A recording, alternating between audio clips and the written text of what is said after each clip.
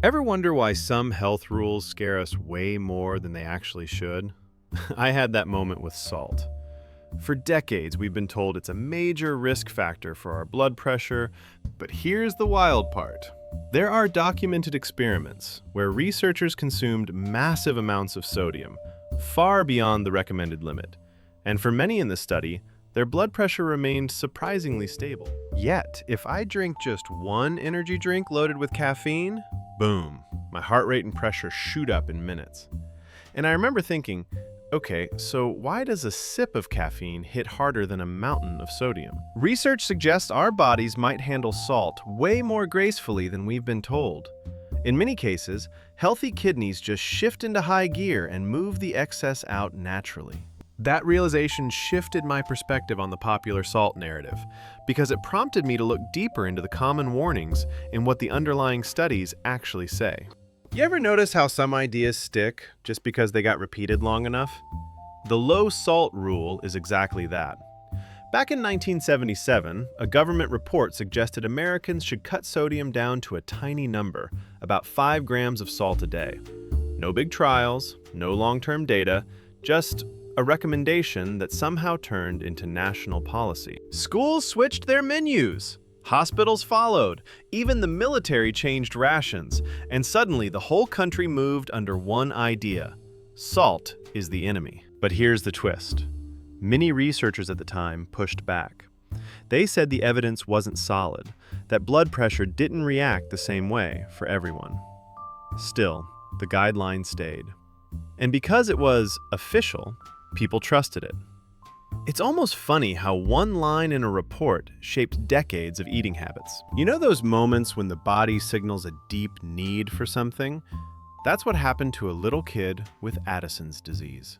His cravings for salt were intense. Not "I want chips" intense, but intense enough to indicate a physiological imbalance. His body simply couldn't hold sodium the way a healthy one does. This case shook a lot of physicians. It showed how deeply the body depends on sodium as a core mineral, not a flavor choice. And seeing that story encourages us to rethink the simplistic "salt is bad" narrative. Research shows that for certain individuals, low sodium can pose unique physiological challenges, which is why personalized medical guidance is essential. Doctors put him on a low-salt diet during treatment, thinking it would help. It didn't. His condition quickly deteriorated.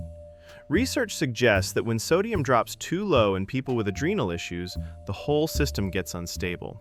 Blood pressure, energy, even basic function. Ever hear a claim so confident that you later wonder, was any of it real? That's the Lewis Dahl story. He bred a special line of lab rats that reacted to salt in a very extreme way. Not regular rats, selectively created ones.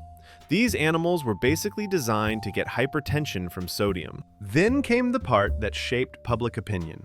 He fed them salt amounts that no human would ever eat.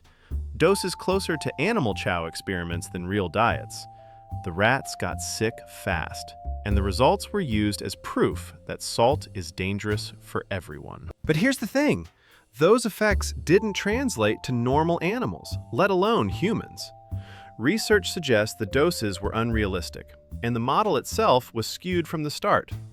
Yet this single line of experiments significantly contributed to the idea that salt was universally detrimental to health. You ever look at history and think, wait, something doesn't add up? Because the salt story really doesn't. For centuries, people ate way more sodium than we do now. Soldiers, sailors, farmers, their diets were loaded with salted fish, cured meat, preserved veggies. No fridges meant salt was the main way to keep food from rotting. Military records from the 1500s to the 1800s show daily intake around 15 to 20 grams of salt. That's 3 or 4 times today's recommended limit. And guess what? There wasn't a global hypertension crisis. Not even close. Blood pressure issues became common much later, once processed sugar and ultra-processed foods took over. So it makes you pause. Maybe salt wasn't the villain. Maybe it was just part of normal human intake for hundreds of years. And honestly, the historical data provides a compelling counterpoint to any modern headline focused solely on restriction. You ever notice how the most important details somehow vanish from the final draft? That's exactly what happened with the sodium guidelines. Early researchers from LSU found something interesting. It wasn't just salt, it was the ratio. Higher sodium plus very low potassium seemed to push blood pressure in some people. Genetics played a role too. Not everyone reacted the same way. But when the 1977 report was finalized, that whole nuance disappeared. The simple message stayed: cut salt. No mention of potassium-rich foods, no mention of individual variability, just one number, 5 grams, for an entire population. Doctors from the AMA and the pediatric associations pushed back. They said the evidence wasn't strong enough, that the plan looked incomplete. Yet the recommendations still went public. And once it became government advice, the story froze, even if the science behind it never really matched. You know what's wild? Some countries eat more salt than the US ever dreamed of, and still have some of the lowest heart disease rates. South Korea is the best example. Their traditional food is loaded with sodium. Kimchi, soups, fermented veggies, sauces. Many people get around 4,000 milligrams of sodium a day, sometimes more. Yet research shows they sit near the bottom worldwide for heart problems. How does that make sense? Well, it seems their overall diet, tons of potassium-rich plants, fermented foods, balanced fats, shifts the whole picture. And their bodies respond differently than the low salt equals healthy narrative suggests.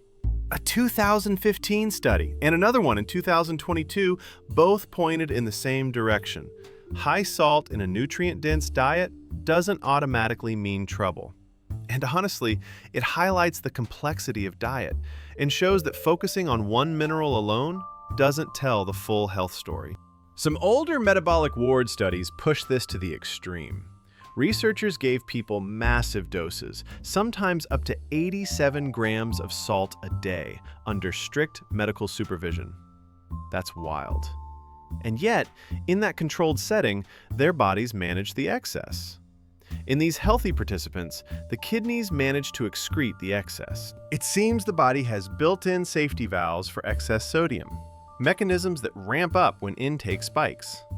Researchers noted that blood pressure didn't shoot up the way many expected. Instead, the system worked hard to maintain balance, as if this mineral was something humans evolved to handle in large swings. And that's the twist. The study suggested that even with extreme doses, the body's regulatory mechanisms were clearly observed in healthy participants. You ever notice how health advice loves extremes? Eat way less. Avoid completely. But sodium doesn't behave that way. There's this J-shaped pattern researchers keep finding. Too high can be rough for some people, sure. But too low? That's where things get strange. A massive 2014 study in the New England Journal of Medicine looked at over 100,000 people. The group eating around 2,000 milligrams of sodium, the so-called safe zone, actually showed higher risk markers. The lowest risk sat closer to 3,400 to 4,000 milligrams, practically the same as what countries with great heart health consume. It seems the body struggles when sodium dips below its comfort range. Hormones shift, fluid balance gets tight, stress chemicals rise, and suddenly the data suggests that for some individuals, the idea of less is always better may not fully capture the body's need for this essential mineral. Ever get that wired, edgy feeling for no clear reason? Research suggests low salt intake might play a role. When sodium drops too far, the body starts acting like it's under threat. Stress hormones like epinephrine and norepinephrine tend to creep up. It's the same chemistry behind that jittery, on-alert state. And honestly, it makes sense.